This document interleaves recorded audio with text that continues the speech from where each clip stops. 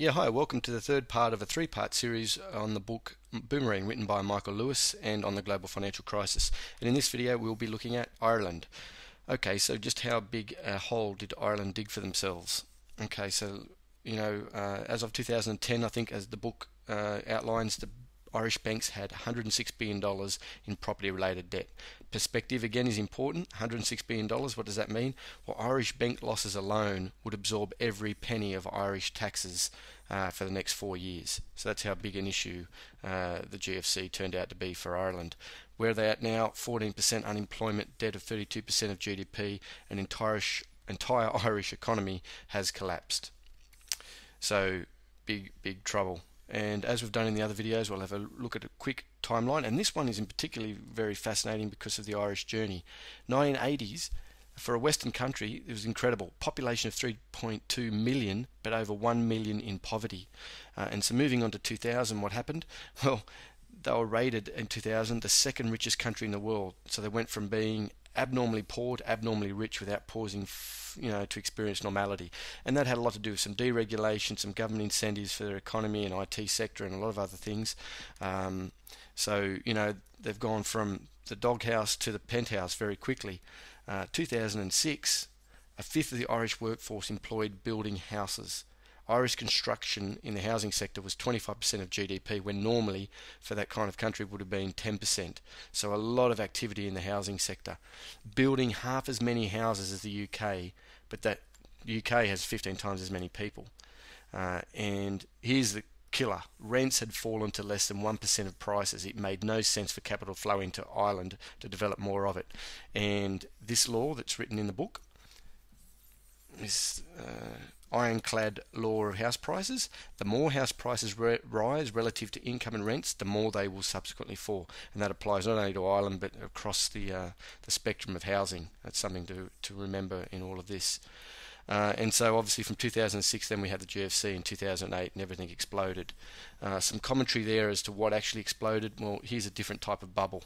The author makes mention that the Irish real estate bubble was different to America. In America, the banks went down, but the big shots in them still got very rich. In Ireland, the big shots went down with the banks. And essentially, if you summarise, the author was saying that left alone in a dark room with a pile of money, the Irish decided what they really wanted to do was to buy Ireland from each other. So there they are, selling each other a piece of Ireland.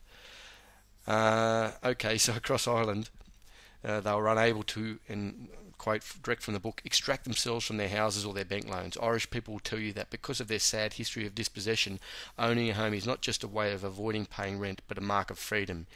In their rush to freedom, the Irish built their own prisons, and their leaders helped them do it.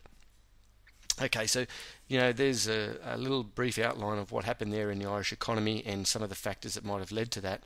But of real interest in, if I scroll over here, and we can look at the most interesting part about the Irish journey is this single decision that sank Ireland. So what happened? The Irish government agreed to cover the losses of the Irish banks, i.e. essentially in nationalising something like the Anglo-Irish Bank and its losses of 34 billion. That's the decision that the author states sank Ireland. So what happened? Well, effectively the government was taking the debt privately owned by the Irish banks, effectively the result of decisions made by a handful of people, and making it public. The Irish people have to undertake to repay as if it's obligations of the state. So for a small set of bankers and the related banks, the losses that they incurred, now all of a sudden the government had agreed that they will take on that obligation. And the author makes the comment that this decision appears suicidal. Why and how was it suicidal, and why did it occur? Okay, so this is really the crux of what I found most fascinating in this book on the Irish predicament. So the Irish government were in a pickle in 2008. What should we do? What kind of pickle they were in? Obviously the banking sector was coming under huge stress. There was overtures that the money that was going to be run on the banks, and this was 2008, so you've got to imagine there was heightened speculation about things collapsing. So what do you do when you've got a crisis and you're a government? Yeah, you guessed it, you engage one of the big banks to help you kind of work way through it. So Merrill Lynch was engaged. They gave the Irish government gave them $7 million to come up with a strategy as to what they should do with their banking sector. They released an initial report. Now, this original report kind of went out for a couple of days and then was retracted. This initial report stated that things may be best if the government left the banks alone to work out their own devices, and that there's some probably structural issues with the banks.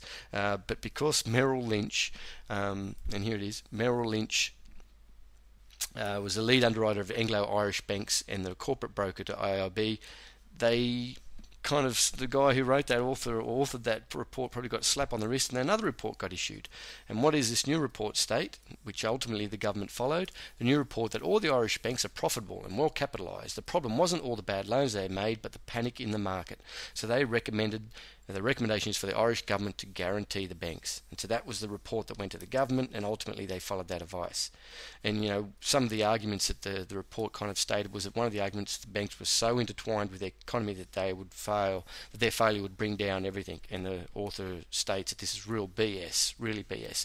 Like Anglo-Irish Bank had no organic relationship with the Irish business, only 6 branches. The only relationships they really had were with property developers. Anyway, that was just one of many tenements or arguments that were made in this report that the author found quite ludicrous. So anyhow, that was a Merrill Lynch report. The Irish government followed it. And here's the crazy thing, the guarantee. So you guarantee deposit holders because they can actually flee. A run on the bank is a legitimate concern, so that's a recommended strategy in the case of heightened speculation where the banks would fail. You guarantee the deposit holders by the Irish government would be a reasonable step.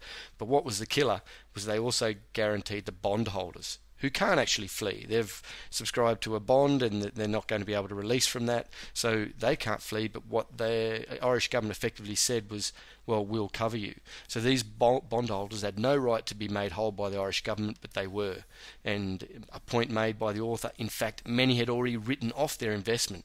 But when they woke up on the 30th of September 2008, when this decision was made, they found that this was a gift from the Irish government, that they no longer had the losses that they expected. So quite incredible that the Irish government would step in and do that for them, and ultimately the author says was what crippled the Irish economy and doomed them for many, many years of recovery. In all of this, where were the riots? No. In Ireland, the money was borrowed by a few banks, yet the people seemed not only willing to repay it, but to do so without so much as a small loan. So, the Irish were a particular breed where they didn't really protest much about this. And, nut up or shut up, an Irish person with a personal problem takes it into the hole with him, like a squirrel with a nut before winter. So there wasn't, social unrest or protests about this decision and ultimately what that might mean. And the author showed some disbelief to this because he does state that it leads them in a very precarious position for the ensuing years. Okay, so that was Ireland. I'm going to finish this video with just a few quotes from the author, not to summarise, but just ones that I found of particular interest in the book. Here's Danny DeVito. Here's one of the quotes. One of the hidden causes of the global financial crisis is that the people who saw it coming had more to gain from it by taking short positions than they did trying to publicise the problem. Another one. The global financial system may exist to bring borrowers and lenders together, but over the past few decades it has been something else too, a tool for maximising the number of encounters between the strong and the weak so that only one may exploit the other. Extremely smart traders inside Wall Street, investment bankers in banks, devise deeply unfair, diabolical, complicated bets and then send their sales forces out to scour the world for some idiot who will take the other side of those bets. I've read that 3 or 4 times. It's pretty remarkable summation of what I think was going on here, and pretty scary nonetheless also.